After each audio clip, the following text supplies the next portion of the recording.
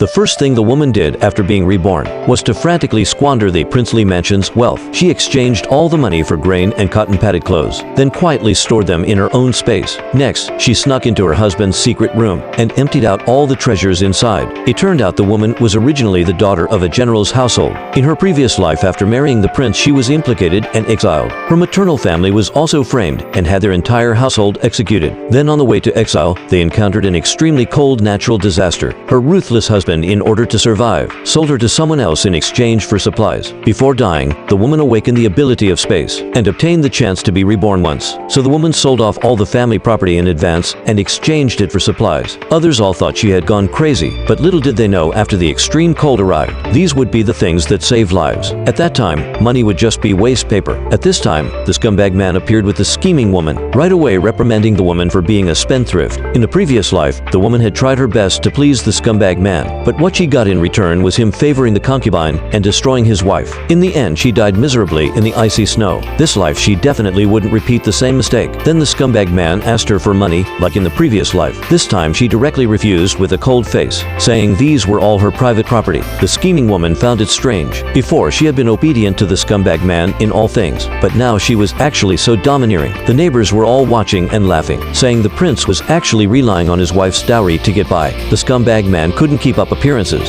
stubbornly saying the princely mansion had a big family and big business. How could it possibly rely on a woman to support it? At this time, the woman suddenly remembered the princely mansion still had a secret room. It stored the treasures left behind by generations of the princely mansion. The woman, relying on her memories from the previous life, sneaked back to the princely mansion's study, found the mechanism and opened the secret room. Sure enough, inside was hidden a large amount of treasures. She didn't hesitate to store all the treasures in her space. Going out, she happened to run into the scumbag man. The scumbag man, seeing the woman's cold attitude, thought she was just throwing a tantrum. But little did he know, a great disaster was about to befall him. At this time, the general led soldiers to charge into the princely mansion in a grand display. It turned out the prince regent, who had close dealings with the scumbag man, intended to rebel. So the scumbag man's entire family was implicated, had their household seized, and was exiled. The scumbag man, who was timid and afraid for his own safety, wanted to frame the woman's maternal family to escape punishment like in the previous life. As a result, the general indicated the woman's father had already resigned from his post. The scumbag man instantly had a look of disbelief on his face. Afterwards, the general ordered a search of the princely mansion, but no matter what, they couldn't imagine such a big princely mansion, but they couldn't find any valuable property, because the valuable things had long since been pilfered by the woman.